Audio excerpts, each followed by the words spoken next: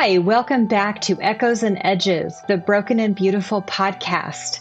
The Broken and Beautiful is a collective of healers on the hunt for beauty, meaning, and transformation. I'm Patria, your host for Echoes and Edges, and I'm so glad you're here. Today, we're turning our attention back to the Enneagram for an interview with Stephen, who's trying to decide if he's a type 6 or 9. I'll do an Enneagram interview with him, and listen in because there's a little plot twist at the end. Anything you'd like to say, Stephen, introduce, or you can add in, I suppose, later too? Do I need to say anything about myself? Tell us who you are. Yes. Well, I'm Stephen Sanders. I'm originally from Eastern Kentucky. I've lived in Richmond, Virginia for 25 years now. I have 4 daughters, ages 10 to 27. And as Patria said, I am the producer of this podcast. But yeah, I'm ready to figure this. Am I a type 6 or am I a type 9? I don't know. I thought for many years I was a 6. And then a couple of years ago, an Enneagram coach friend of mine said that he thought that it's very possible that I'm a 9 instead. And he explained to me why. And that made a lot of sense too. So, but I still don't feel like I have an answer. So you're going to help me get to the bottom of this, I think, today. Or at least closer. We're going to hope to get to the bottom of it today, but we might not, and that's normal too. What we're looking, like the determiner of your type is what motivates you. And that is not always clear, and, for a while. And so for, in these 2 examples, even though we're going to do the whole interview for recording's sake, and really for your sake to hear the options, but the 6 and 9 is really easy to mistype. And the reasons are at least twofold. They're both on the central triangle, the lines that connect the numbers together. 3, 6, and 9 are the central triangle. And 3 is harder to mistype as a 6 or a 9, just because they're more aggressive or more assertive by nature. 6s and 9s tend to be less assertive, and they can really flip back and forth between each other in behavior pretty easily. You can use the 9 behavior, you can use the 6 behavior. True of the 3 too, but you don't really look like a 3 necessarily. But what motivates the 9 is peace, but it's not well actually talked about that it's peace for the sake of connection. There's a deep need for connectedness in the world, and peace gives a sense of that connection is safe and good, and it's there. And 6s are motivated by preventing problems. So you can hear how it's similar, right? Yeah. So, okay. Well, let's dive in. Yeah. All right. Let's. Okay.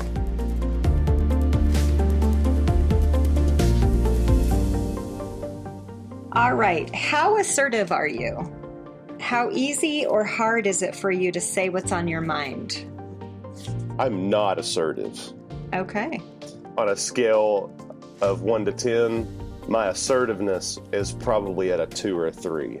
Okay. And I think that has actually improved over the years. So okay. Yeah, it's historically in relationships. It's Yep. very easy for me to adapt. I mimic people. Like somebody told me that I would be a good salesperson because I get around somebody. Okay, here's a perfect example. Every time I go back home to Kentucky, I come back here and people know that I've been to Kentucky because all of a sudden the eyes come out and ice and rice and, Yeah. And so people just know. But I can get around a completely different group of people and all of a sudden my accent can completely vanish and I'm talking more like them. Okay. So it's even as detailed as that. Not even talking about like, oh, is Stephen going to ask for what it is that he wants in this situation? Yeah. Probably not. Just let's. But that's way down the road, right? It's past, like it's just right at the outset. You just automatically almost mirror or mimic. You said mimic. Yes. What's in front of you? Okay. Yes. Okay. Well, good work getting to 2. Thank you. That's a big deal. Okay, moving along. Is it usually easy for you to see many sides of an issue? Or do you tend to identify strongly with one opinion? I would say I almost never identify strongly with one opinion. Okay. And what is your experience of anger? It makes me uncomfortable when other Mm-hmm. people are angry, Mm-hmm. but I manage to keep my calm in those situations. Mm-hmm. I don't get angry often. Mm-hmm. What happens when you do? I think I just kind of surprise myself that I'm angry. We Okay. didn't, the family I grew up in, we were not a loud family at all. Uh, I think I saw my dad genuinely angry one time in my life. I okay. don't know that I've ever seen my mom what I would call angry. What then, since there really wasn't anger expressed much, even if it was pretty low volume, like frustration, low volume anger. What did you come out believing about anger then? Like how did you come out Um, of your family believing about anger? um, I don't know that I had experienced it very often just in life outside of that either. Uh-huh. But when I got married, my ex-wife, she actually grew up in a family where it was the opposite. Mm-hmm. So in my marriage, I felt like I consistently maintained that posture of set the tone, let's find the balance here and just keep that going. And I'm freaked out right now, and she's yelling, but I had to learn over time that some of that's normal and it's okay. Yeah, but that Uh, took some doing, I would imagine. Yeah. it's still it can still be very uncomfortable because I care deeply for people. Yeah. Yeah. Well, thank you for sharing. Sure. How easy or difficult is it for you to say no? I would say it is not easy. And once again, I've learned I may be up to like a 4 with that one. Okay.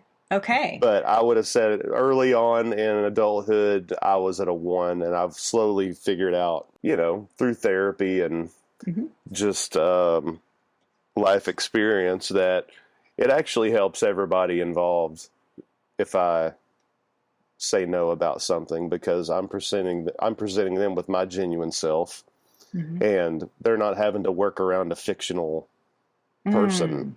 Yeah. Okay, Thank you for that additional information too, because it does clarify. It good. continues to clarify. Okay. How self-critical are you? 10, 10 of 10. Okay, we got one. 10 of 10. Yes. How much of the time is it operating, that self-criticism? Is it 100% of the time, 50% of the time? I mean, 100% of the time sounds really sad. I mean, maybe I could say 95%. Okay, a lot. Right. And some Mm-hmm. of this is, I was diagnosed with attention deficit disorder back in November. And a lot of my type of ADHD, that's involved. That's a factor with that kind of thing. I've started therapy in the last couple months. And one of the things that I'm trying to do through therapy is sift out these types of things and figure out, okay, what parts of this trait are because of attention deficit disorder, Mm-hmm. and what parts of this trait are from like trauma, Yeah. or just my personality. I don't really know. I just want to know what causes me to do that and the best ways to work on that. And Mm-hmm. I don't want to just assume, oh, well, I take this pill and ADHD isn't as much as a factor now. If there's still some things like codependency, Mm-hmm. Mm-hmm. which I know is something that is also something that I have some work to do on from my marriage. Mm-hmm. Mm-hmm. Mm-hmm. So self-critical is helping you in a lot of ways, is what it sounds like. And you're trying to determine kind of the source. What is that? Right. Yeah, The which makes a source, lot of sense. yeah, Yeah. the source and what is a healthy balance. Yeah. When can I say no? When can Yeah. I Yeah. give myself the benefit of the doubt? Mm-hmm. Would you say that you're critical or judgmental of others? I think I'm always trying to find what's really going on So behind the maybe scenes with discerning. somebody. Okay. How important is it for you to be right? Not. I haven't always handled criticism well Mm-hmm. with things that I'm passionate about, Mm-hmm. like music or audio and video production. Mm-hmm. Early on, it was hard for me to handle criticism. But no, I don't think, like, there's so many things that people just call truth that I'm just like, you don't know. Yeah. Yeah. You're saying that with a lot of confidence, but you don't know. You don't. Okay. You've never died, and you don't know what happens after we die. Or it can be something political or whatever. Yep. I don't know. Yep. I don't need to be right. Some people lean towards feeling responsible or over responsible. I'm over responsible. Okay. Okay. I like to laugh and goof around, but if it's time to show up for a job, I'm locked in. We're here to do this. Okay. How can I support? Okay. How can we all be useful? That kind of thing. Yeah. Some people say that, like, they're over responsible in the sense of, like, perfection, like everything needs to be perfect, that everybody needs to be doing their perfect part. Right. Does it feel like that? I'm not a perfectionist. Okay. No, not at all. Got it. Okay. Would you say that you are generally the same person from situation to situation, or do you tend to adapt or alter how you would present yourself to suit the different people you're with? Yes. I think this is kind of the reverse of the other question earlier. Mm-hmm. Yep. In the sense that by default, I'm Mr. Adaptability. Mm-hmm. Mm-hmm. But in life, I've learned that sometimes, so I strive to become the same person from situation to situation. Okay. Integrity is something that's become more and more important to me over the years. Okay. So how about over your whole life? Yeah, that's a good a good point. When you think about over your whole life, mm-hmm. Did you tend to more as a younger person? Was it very different? Would you tend to sugarcoat? Would you tend to leave yourself? Be dishonest. Be Yes. dishonest. Okay. Yeah. Okay. It felt like dishonesty. Yes. You just would just lie. Is that what you mean? Yeah. Okay. So yes, you would shapeshift in response to what you've read the other person. It's almost like you mimicked to the point that you lied about what you really felt like or thought. Okay. Yes. Okay. That feels really clear. Yeah. But now I would say I'm up to like a 3 or a 4, The honesty thing is I started with honesty. And that's not, I'm not just talking about whether what I'm telling is a lie or not. Yeah. But what it is that I really want or what it is that I really feel. Yeah. I started with those things as far as trying to become a more transparent person. But I still can catch myself at any given moment being over adaptive. And then I got to kind of reel that back in. Yeah. Okay. I'm very situational with this. Yeah. That makes sense. Yeah. Right. Especially depending on level of degrees of closeness to you, I would think. Mm-hmm. Yes. How easy is it for you to recognize or sense what other people need? It's pretty darn easy. Okay. How about, and I think you already answered this, but just to flip it around, how about to know what you need? Not nearly as easy. Okay. And some people say that they learn to do this over time. Like, yeah, does that feel right? Okay. Yes. Okay. And I think, again, you've already answered this question, but it sounds like learning to ask for what you need is a learning process. That's Correct. right. Okay, so I'm hearing Yes. that right. Okay. Yes. How important is it for you to be liked by others? Very. Okay. Okay. And can you put that like 100%, 0 to 10? It used to be 100%. Mm. The older I've gotten, the more I've worked on it. I would say I'm probably at a 70. Okay. Okay. All right. And that's so easily tied in with self-confidence Yeah. and all these other things that you're talking about. Yep. You know, I mean, that's the why behind that. Right. Right. You know. Great. Thank you. Sure. How important are goals? Not very. Okay.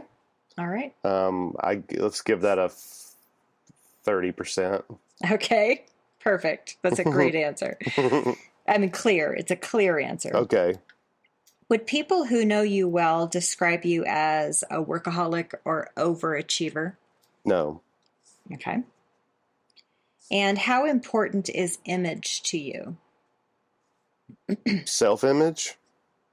Not necessarily. It's like the consciousness of creating or curating a look or an experience so that people will see you in a certain way. Physical appearance, not much. Mm-hmm.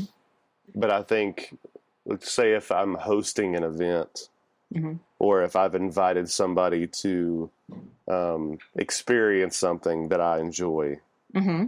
that's very important to me. Getting that Okay. right. Okay. If I make you a playlist, I have thought this thing through. Yeah. And this playlist that I'm presenting you with is a journey. And if there are songs on there that you don't like, please let me know, because I want this to be the best playlist that you've ever had. Okay. That kind of thing. Okay. Okay. Maybe that's a weird way to explain that, but not physical appearance is not important to me. But well, it feels like it ties back into the liked and adaptability probably, and yes. something like that, where you don't want to lose the connection with the person over it. Correct. Is that right? Okay. Yes. Okay. That's a great way to put that. Image consciousness has to do with the car I drive or the clothes I wear or that's kind of what this question is driving at. And it can come out, that's kind of the quintessential. It can come out in different ways. So it's not to say your example isn't an image related answer. Right. But it does, just based on your other answers, it sounds like it might lean more into that connection piece than curating a look. Correct. Is that right? Okay. To what degree are you in touch with your emotions? Oh, my own emotions. Yeah. Another way to ask it is, do you tend to stay with your feelings when they rise up, or do you push them away? Yeah. No, I would say we're probably at a solid 80% there. Okay. So yeah, quite a bit. I'm always in my feelings. I'm a very emotional person, and I've had to learn how to not emotions dictate the truth of a situation. Because I've always handled my emotions in that way. If I feel something, okay, well, that determines the decision that I'm going to make about this or this relationship. Okay. Yeah.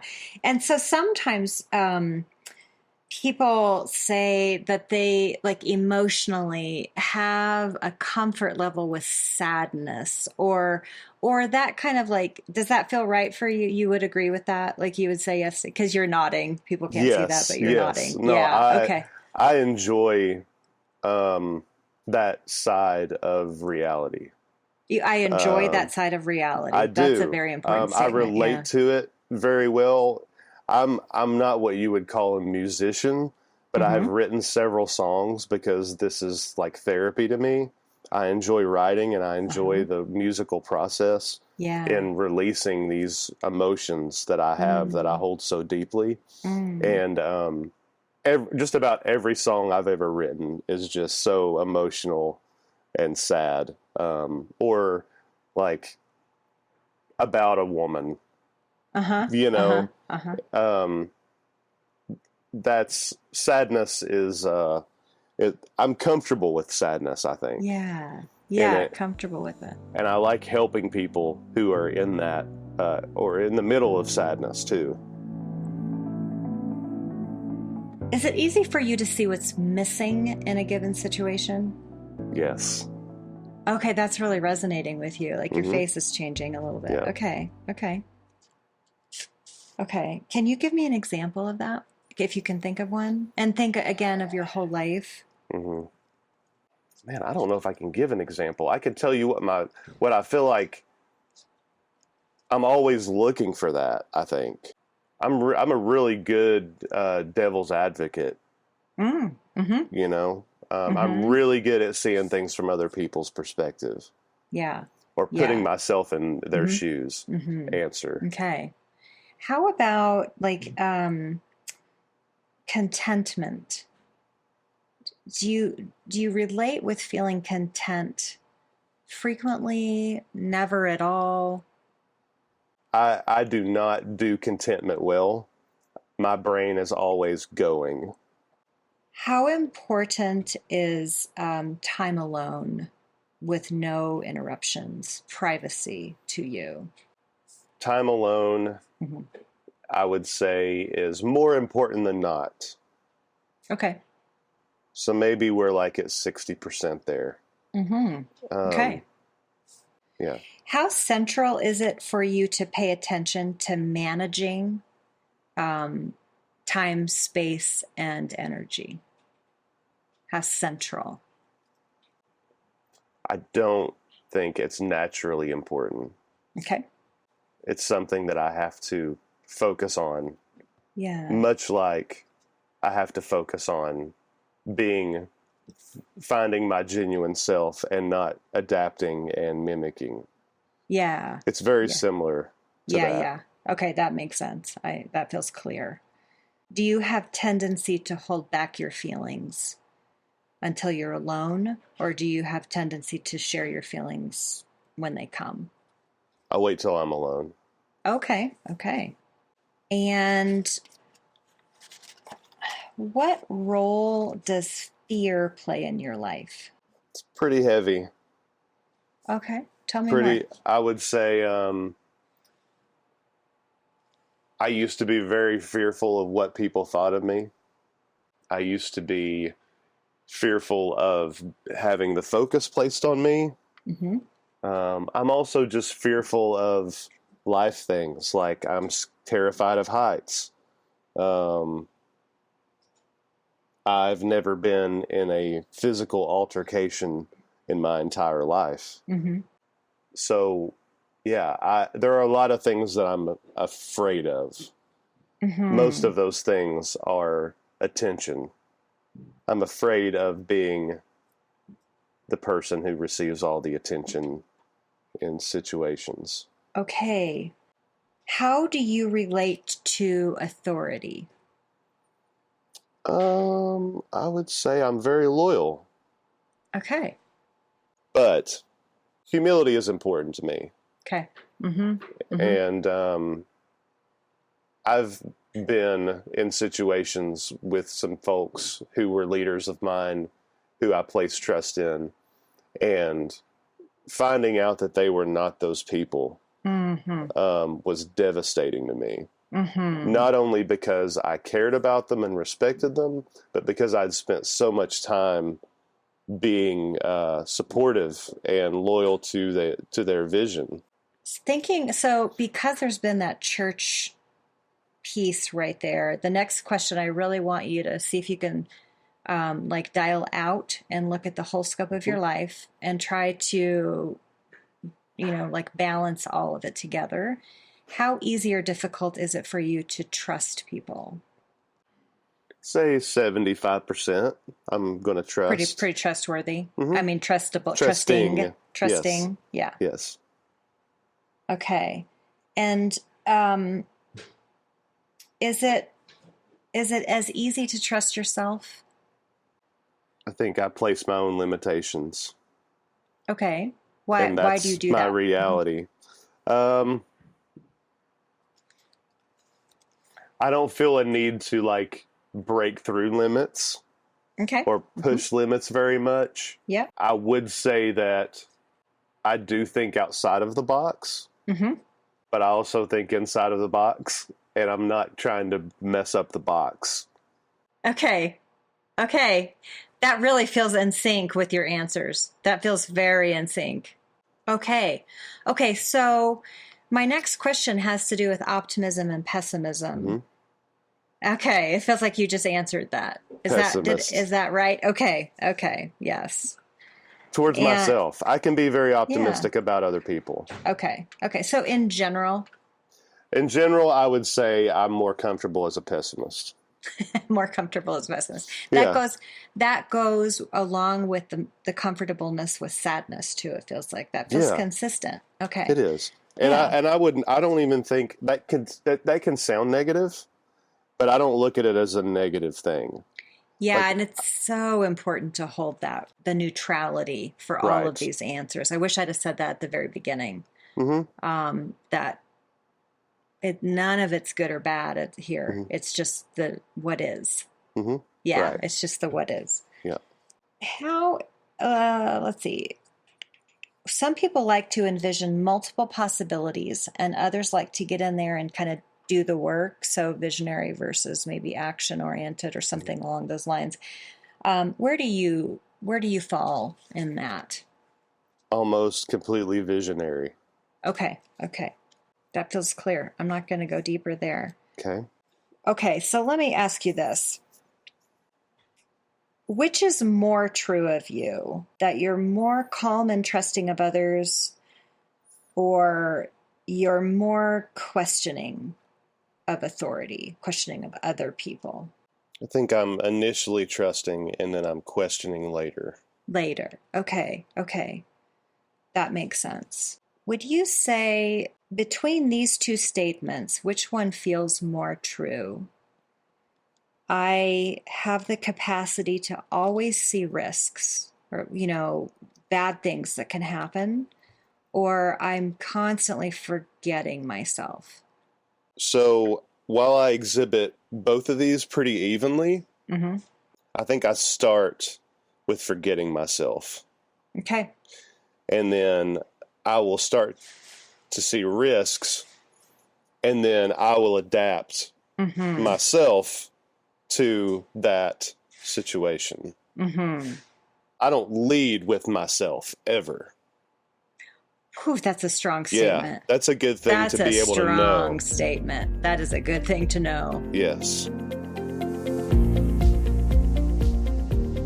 So I want to ask you just a couple of other differentiator questions, which is what these are, just to rule out a couple, because you showed up more than just 6 or 9. So we landed on self-forgetting. So let's start there. So that's the first. Is that more true? Yes. Or getting angry at people who don't accept your help? More if true. I have to say which one is more true, I'm going to say forgetting myself. Okay, last question for this segment is which of these two statements feels truer? And we're going to start with self-forgetting because that's the one that continues to rise to the top. Yes. So is it I forget myself constantly, or I always see something's missing? That's the toughest one. Okay. It's like self-deficiency.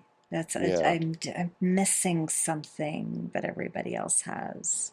Yes, that's the way to put it. I think that always seeing something is missing is actually bigger than self-forgetting constantly. Okay. So that is actually how it showed up in the interview too, which is going to be a surprise to both of us, I think. So that's the type 4. Okay. Yeah. Yep. So the type 4, and I'm not saying you are a 4. I think you need to do some reading here. Yeah. Okay. And investigation, because Okay. you very much showed up yes for 9 as well. Okay. And so we're it's either you're coming down to either 9 or 4 are my Okay. suggestions Okay. from this interview that and I think we went pretty deep into the whole of your life, your story, how it interacts. But 4s can, especially a certain type of 4, can really show up like just feeling constantly dissatisfied, constantly struggling with a sense of longing for better. And there can be a lot of shame, not related to trauma, but related to that sense of deficiency within the person. And so then if you layer trauma on top of that, it's a double whammy. But Right. it has to do, it's a reaction. It's like the passion of the type of 4, which is envy, which just means I'm deficient. That's what envy in the Enneagram theory means. I don't have something you have.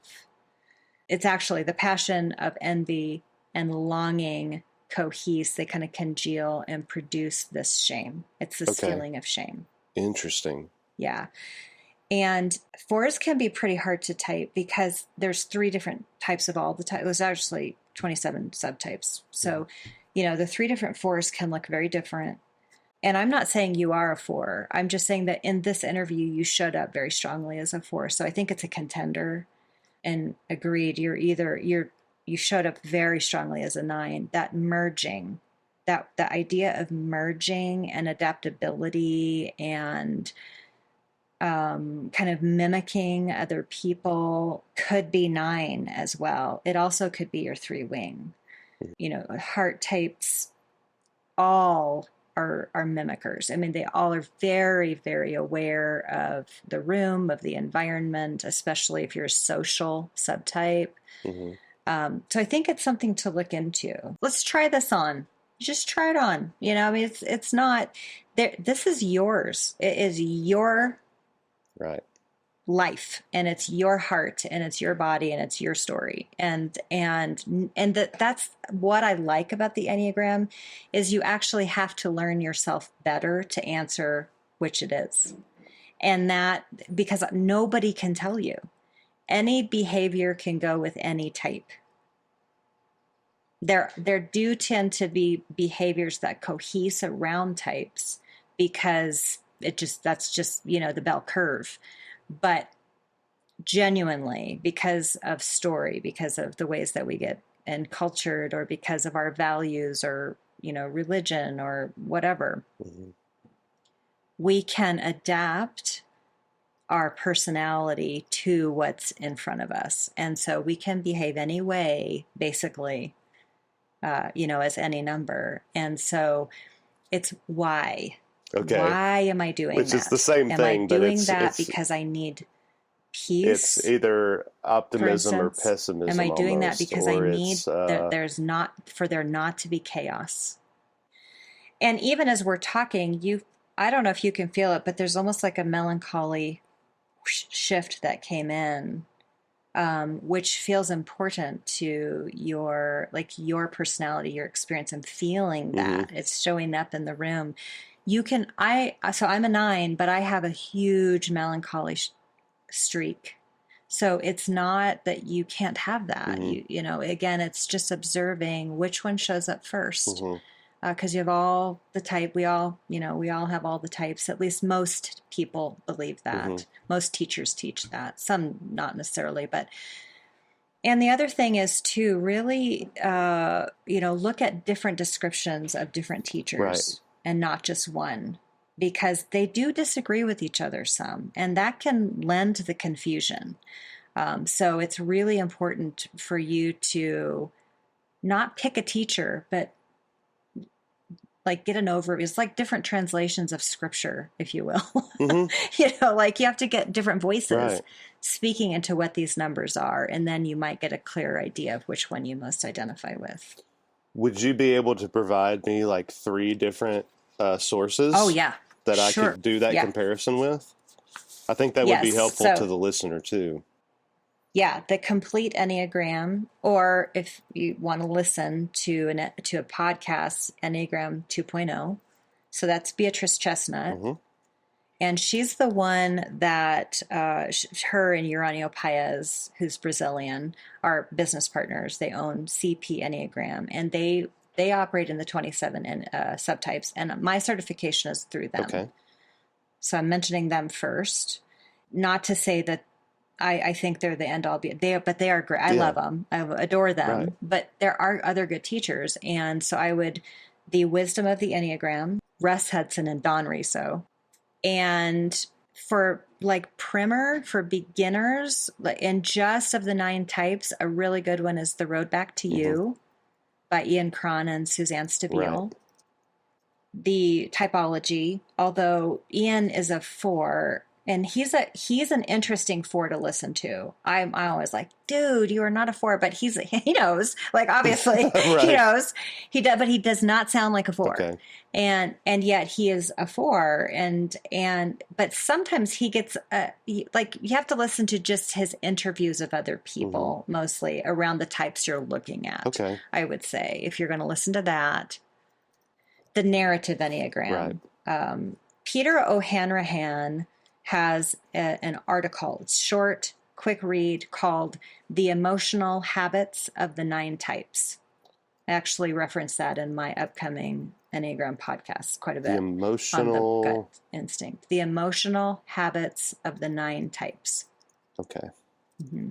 And that's a great place maybe to first step, because it's very succinct. It gives you the emotional habits is the way he's describing the passions of each type. Mm-hmm. So you could read through that. Might be a good place to go next. Got you. Okay. So I'm going to start with the narrative Enneagram. There's a specific article, The Emotional Habits of the 9 Types, that I'm going to read first. And then after that, I'm going to listen to the Typology podcast, where where the host interviews 4s and 9s. Yes. And then from there are 2 other resources, Wisdom of the Enneagram and the Complete Enneagram. Yes. And there's another podcast, Enneagram 2.0. Great. Okay. Cool. Thank you. Thank you. Fun. This was fun. And Yeah. I feel like this went really long. And I appreciate your time. Oh, this is normal. It just takes time to dig in. Yeah. Yeah. Okay. Yeah. Well, I really appreciate it. If this episode resonates with you, follow or subscribe to Echoes and Edges on your favorite podcast platform, leave a 5-star review, and share with a friend who might need a gentle invitation to self-understanding. Echoes and Edges is produced and edited by stephenrsanders, music promoted by Envato. Echoes and Edges is a part of Vivid Livid Podcast Network, where bruises speak and healing finds its voice.